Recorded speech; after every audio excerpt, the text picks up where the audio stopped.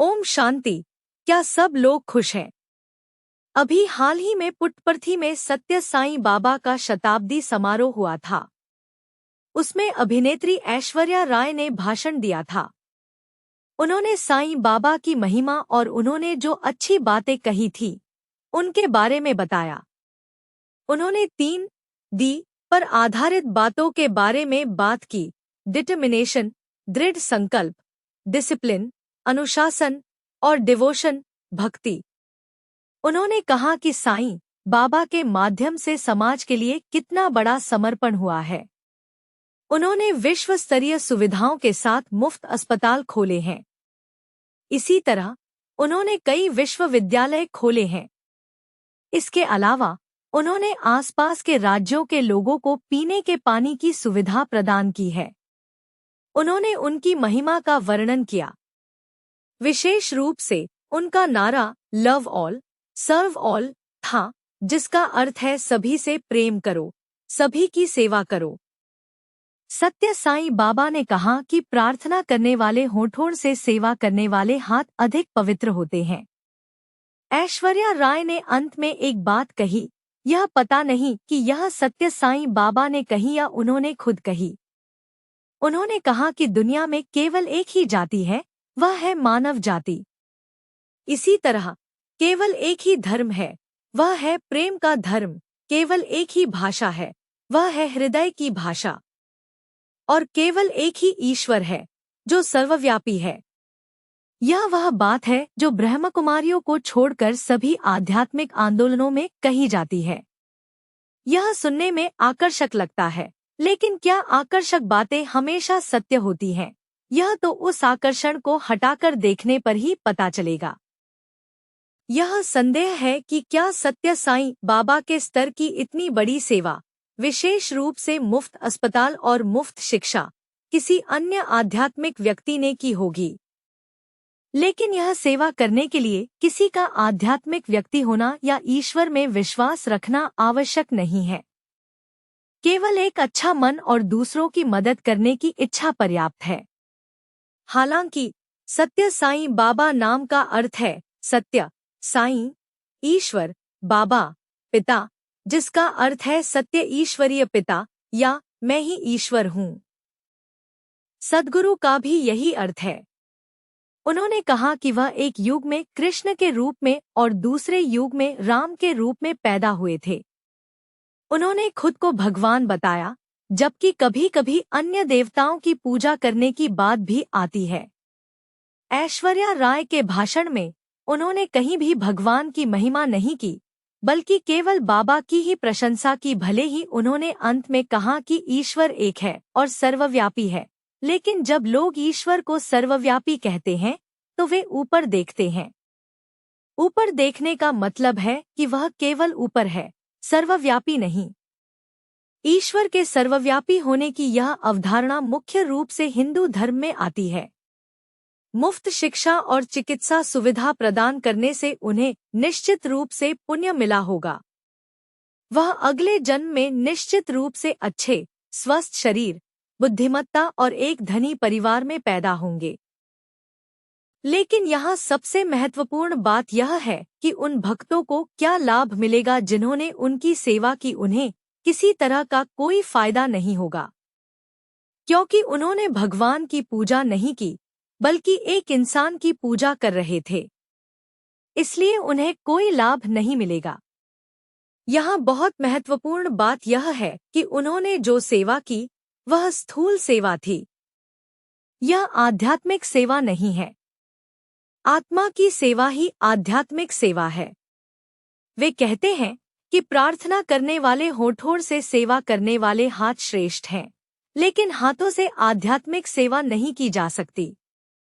हाथों से स्थूल सेवा की जा सकती है, जैसे किसी की मदद करना या इमारतें बनाना।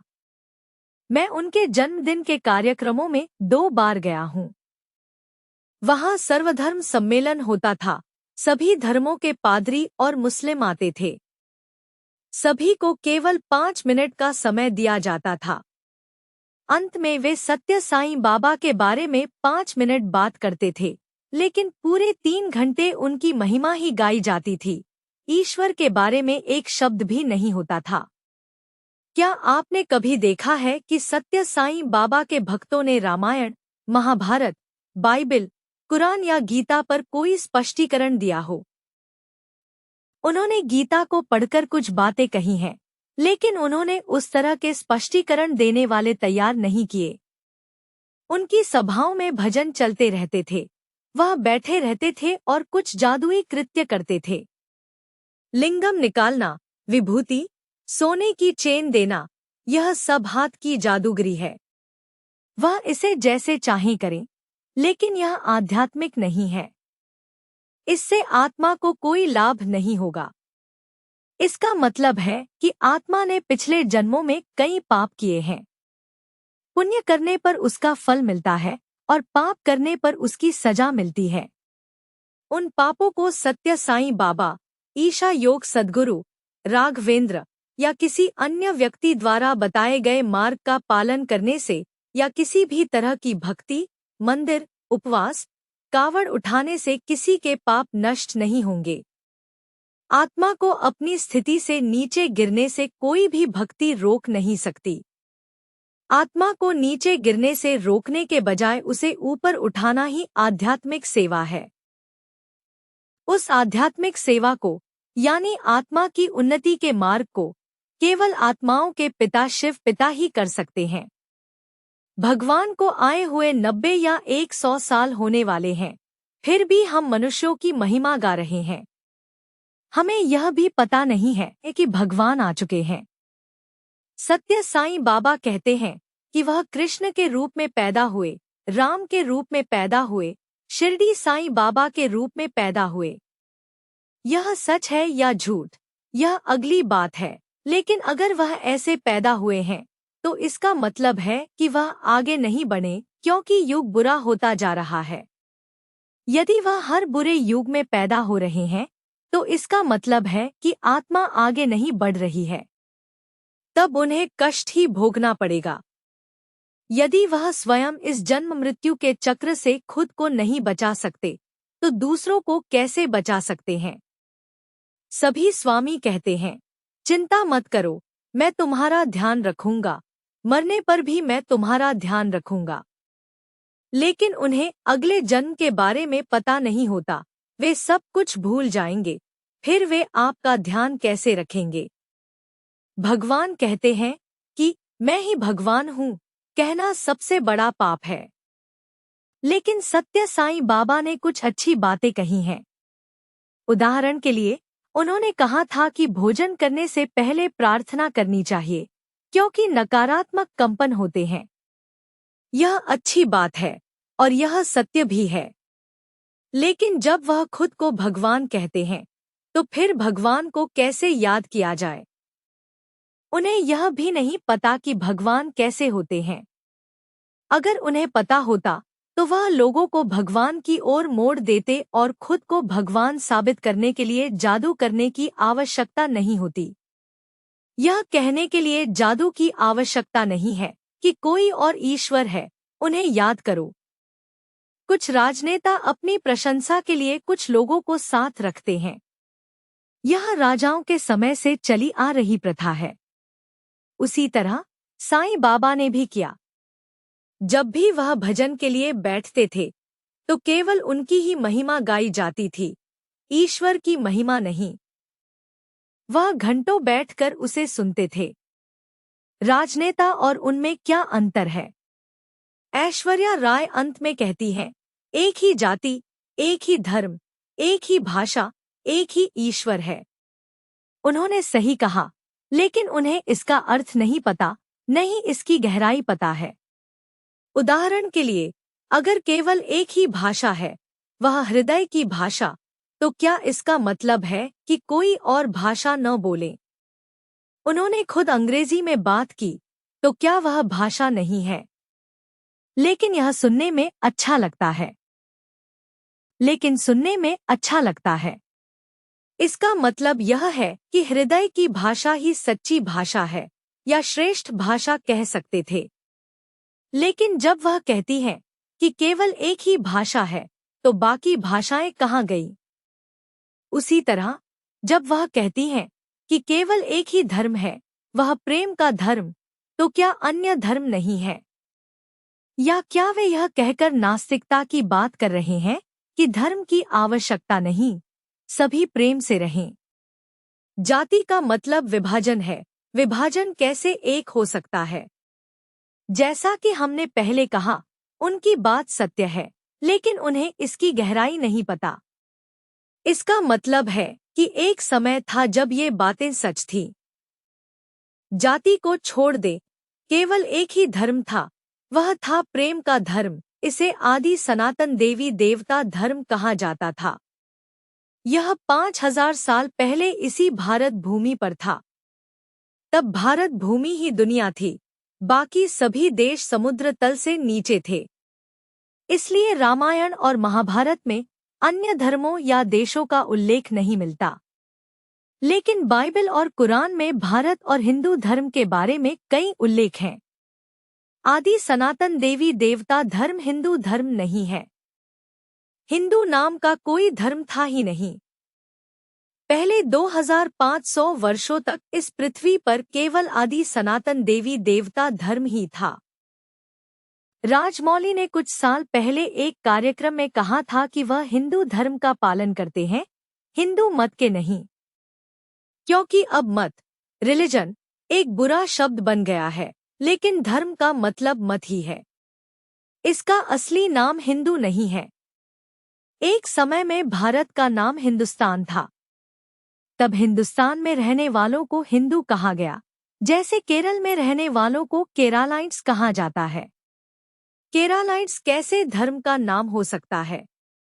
आदि सनातन देवी देवता धर्म का अर्थ है शुरुआत में उत्पन्न हुआ, हमेशा रहने वाला देवताओं का धर्म, क्योंकि तब भारत भूमि स्वर्ग थी। यह बात थी कि शेर और गाय एक साथ पानी पीते थे। इस तरह भारत भूमि स्वर्ग थी। वहां रहने वाले मनुष्यों की ही आज हिंदू मंदिर बनाकर पूजा करते हैं। वे ईश्वर नहीं हैं, वे दिव्य गुणों वाले मनुष्य हैं, यानी देवता। पहले 2500 वर्षों तक यह भारत भूमि स्वर्ग रहती है। उन 2500 वर्षों के अंत में भारत की जनसंख्या 33 करोड़ थी। इसीलिए भक्ति मार्ग में वहां रहने वालों को 33 करोड़ देवता कहा जाता है। स्वर्ग में कोई पाप नहीं होता। काम, क्रोध, लोभ, मोह, अहंकार क्या है, यह पता भी नहीं होता। फिर 2500 वर्षों के बाद यही पृथ्वी नरक में बदल जाती है। स्वर्ग में काम, क्रोध, लोभ, मोह, अहंकार नहीं होते। मनुष्य तो क्या, जानवर भी मांस नहीं खाते थे। बाइबल के पहले अध्याय उत्पत्ति में है कि पौधों को मनुष्यों और सभी जीवों के भोजन के रूप में बनाया गया था। यह नहीं लिखा है कि जानवरों को भोजन के रूप में बनाया गया था। तब बाघ और शेर भी घास ही खाते थे। अब हम कहते हैं कि बाघ भूखा रहने पर भी घास नहीं खाएगा, लेकिन ऐसा नहीं था, वह घास ही खाता था। आज भी हम कभी-कभी YouTube पर पौधों को खाने वाले बाघों, शेरों और कुत्तों के दृश्य देखते हैं। आगे चलकर कलयुग के अंत में भोजन के बिना रहने की स्थिति आएगी। तब सभी वही खाएंगे। जो कहते हैं कि वे मांसाहार के बिना नहीं रह सकते, वे भी घास खाएंगे। हाल ही में फिलिस्तीन में वे घास खा रहे थे। कुछ और न मिलने पर घास लेकर उसे साफ करने के लिए पानी न होने पर भी खा रहे थे। इसकी मांग है। कलयुग के अंत में ऐसी स्थिति आएगी। क्यों? क्योंकि कलयुग समाप्त होकर सत्ययुग स्वर्ग आने वाला है। तब इसके योग्य बनाने के लिए ऐसा होता है। सभी लोग स्वर्ग नहीं आएंगे, लेकिन नरक में भी भारत में मांसाहार का चलन हाल ही में आया है।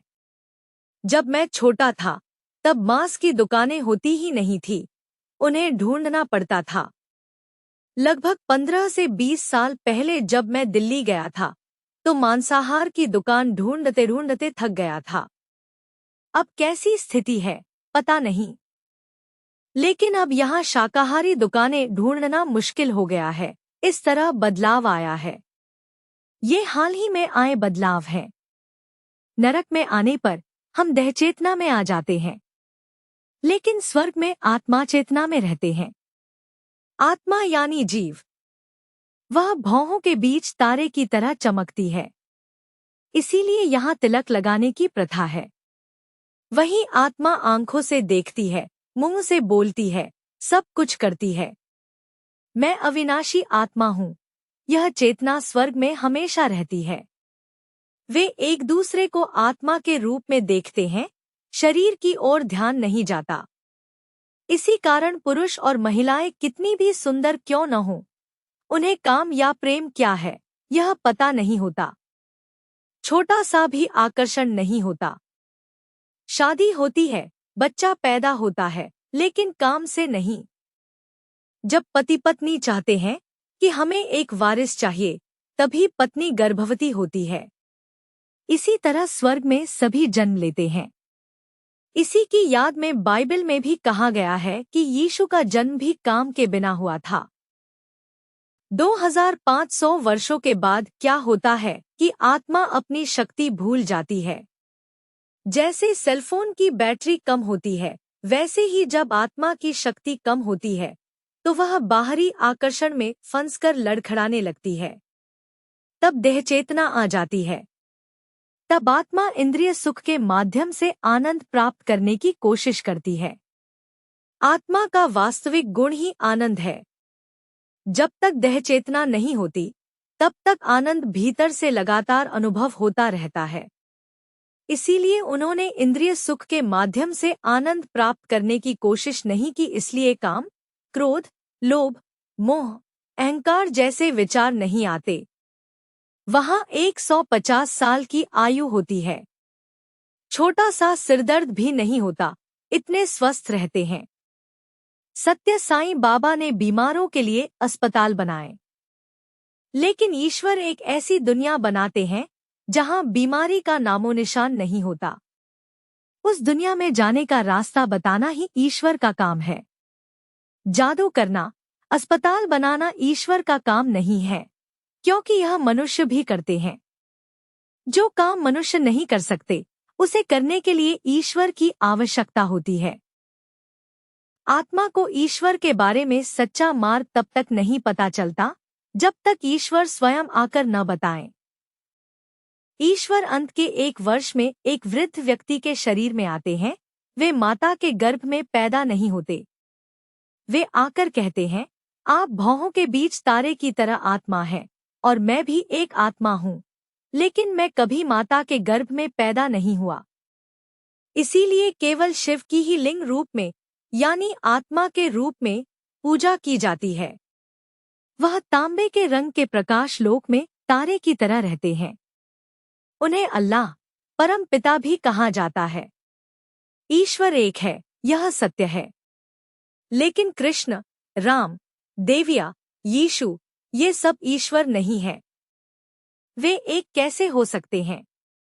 सत्य साईं बाबा का यह कहना कि ईश्वर एक है, वह हर जगह व्याप्त है, गलत है। उन्हें पता नहीं है। हम कलयुग में तमो प्रधान हैं, इसलिए हमारे पास सोचने की शक्ति नहीं है। जब ईश्वर बताते हैं, तभी हमें पता चलता है। ईसाई भी परमलोक में रहने वाले परम पिता की बात करते हैं। वे यह नहीं कहते कि वह हर जगह व्याप्त है। कृष्ण के बारे में भी वैकुंठवासी ही कहा जाता है, सर्वव्यापी नहीं। लेकिन कृष्ण भगवान नहीं है। वह स्वर्ग के पहले राजकुमार है। वहां राजा रानी का शासन चलता है।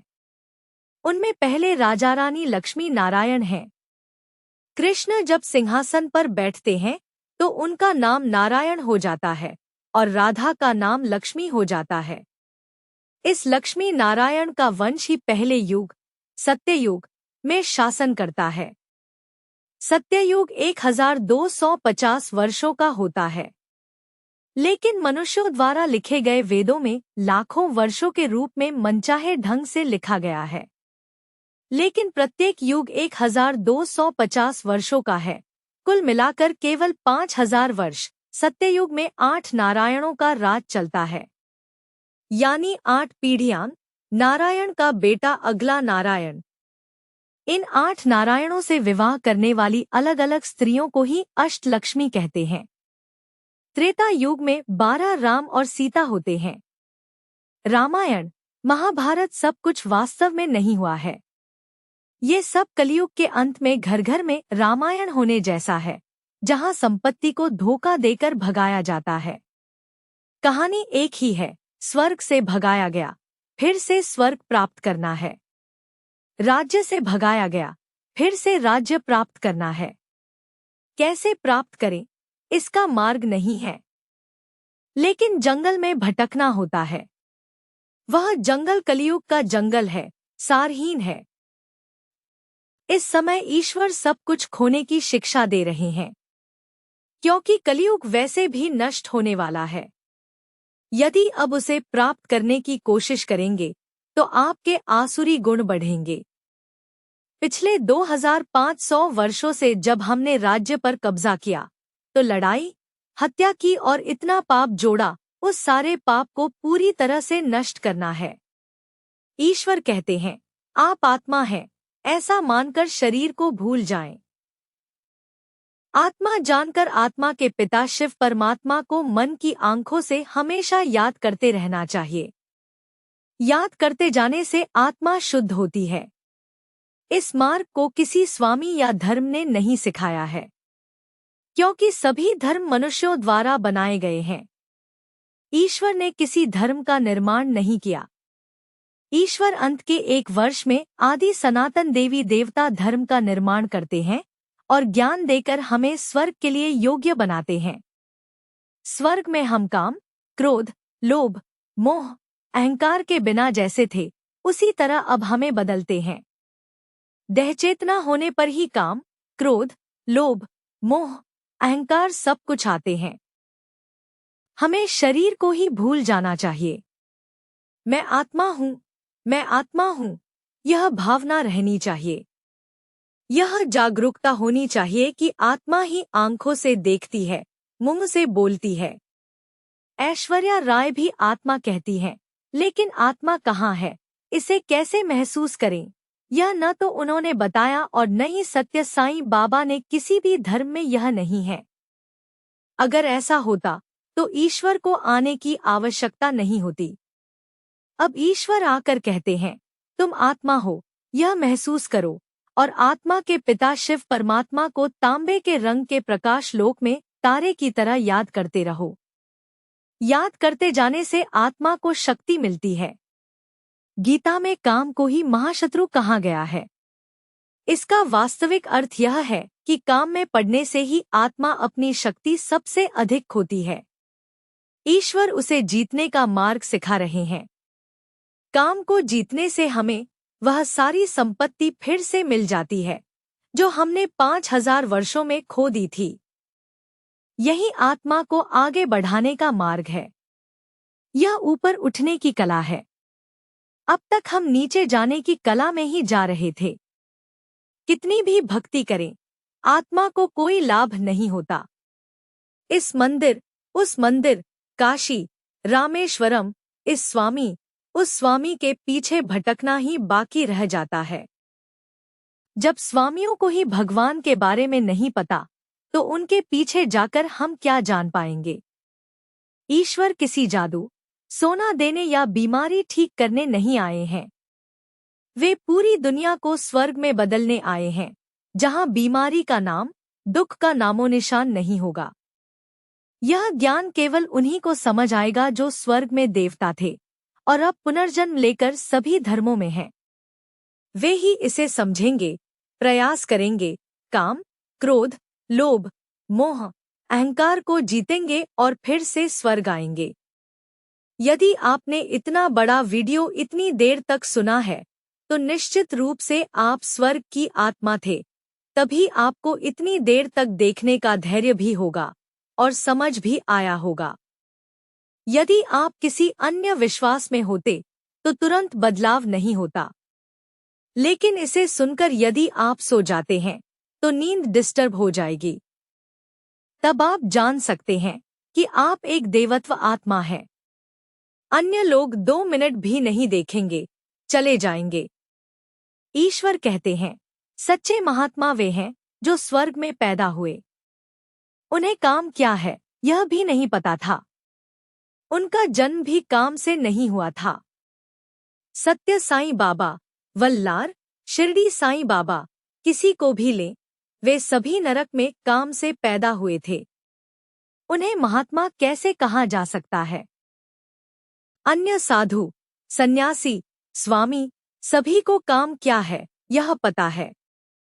सच्चा आध्यात्मिक सेवा वह संदेश देना है कि तुम आत्मा हो, यह जानकर आत्मा के पिता शिव परमात्मा को याद करो और पापों को नष्ट करो, न कि स्थूल रूप से इमारतें बनाना या पानी उपलब्ध कराना।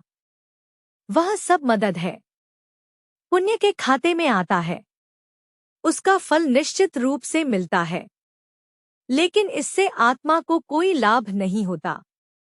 यदि आत्मा अगले जन्मों में और नीचे जाती रहती है तो इसका मतलब है कि उसे लाभ नहीं मिला। अब आत्मा ऊपर की ओर स्वर्ग में बदलने वाली है, वहां आपको जन्म लेना है। इसके लिए यह ज्ञान मदद करता है। ईश्वर 5000 वर्षों में केवल एक ही बार आते हैं। वह कृष्ण या राम के रूप में हर युग में पैदा नहीं होते हैं। एक व्यक्ति कृष्ण के रूप में जन्म लेता है, पुनर्जन्म लेता रहता है और अंतिम जन्म में जब वह भूलकर सामान्य होता है तो उसके शरीर में शिव परमात्मा आकर कहते हैं, तुम ही नारायण थे और फिर से वैसे ही बनने वाले हो, क्योंकि उसे अपना पिछला जन्म पता नहीं होता। गीता में व्यक्त किया गया विषय यही है।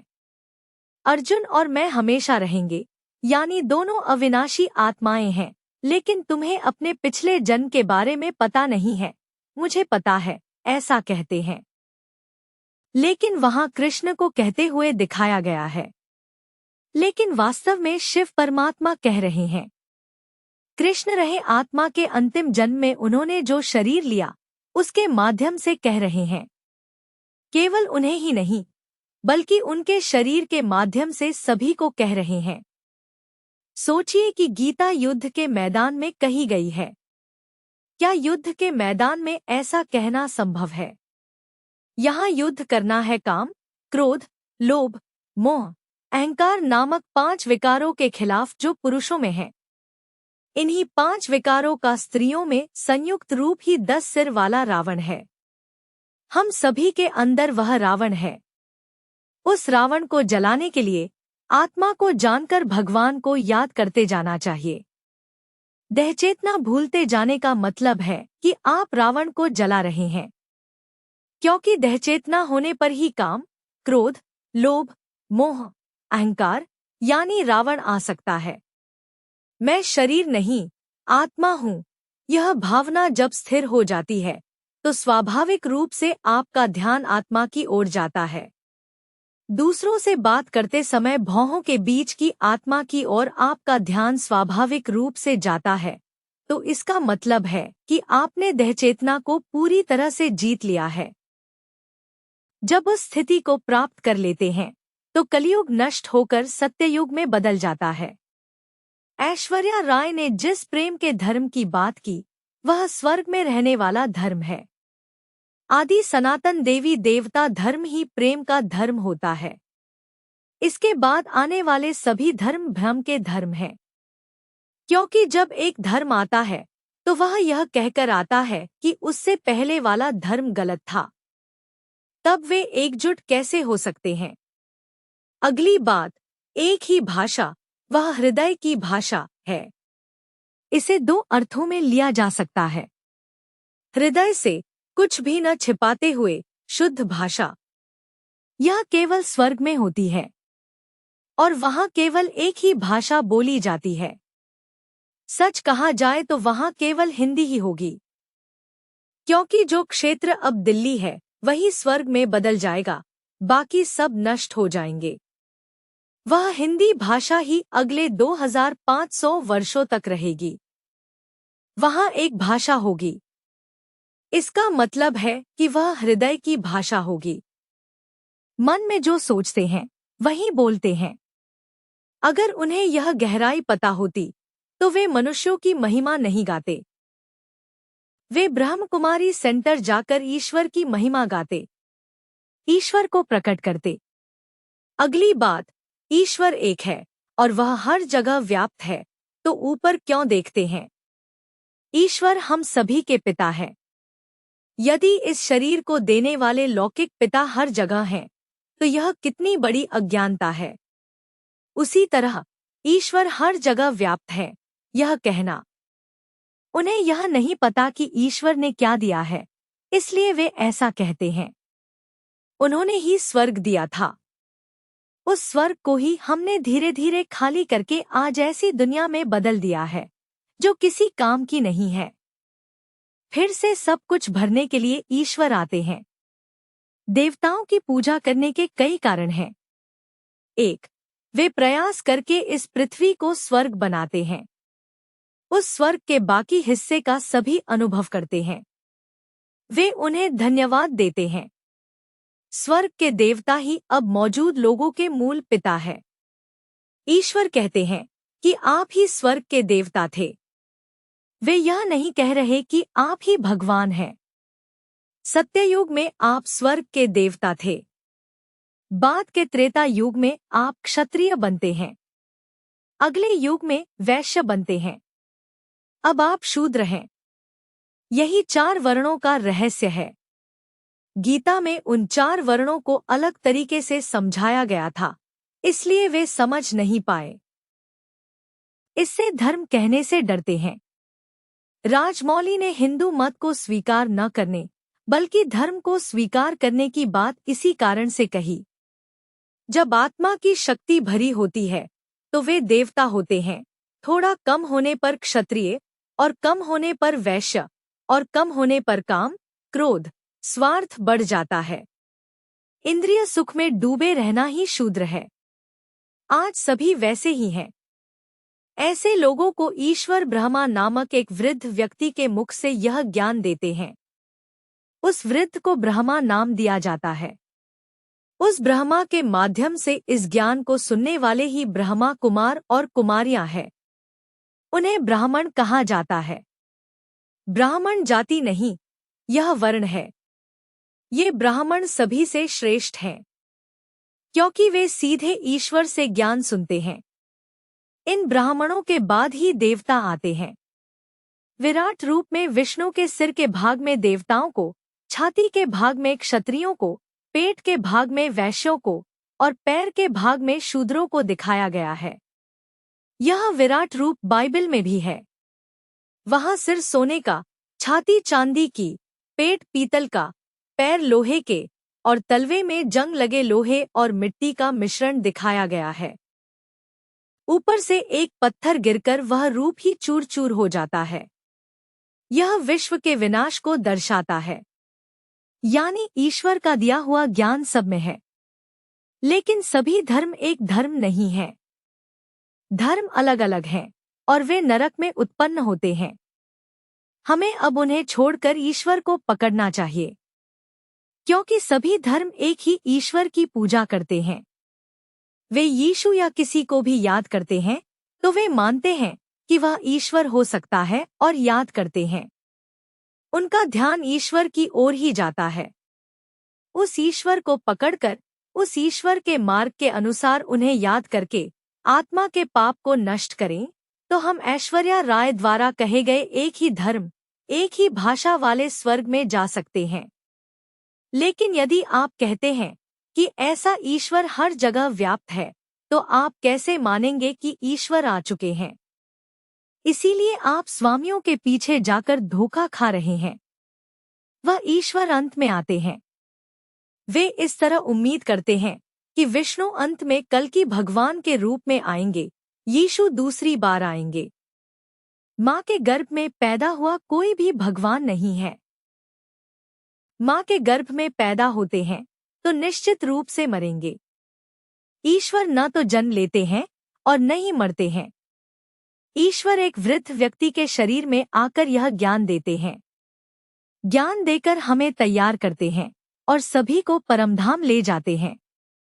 परमधाम जाने से पहले यदि हम स्वर्ग में आने के योग्य होते हैं, तभी धीरे धीरे जन्म लेना शुरू करते हैं।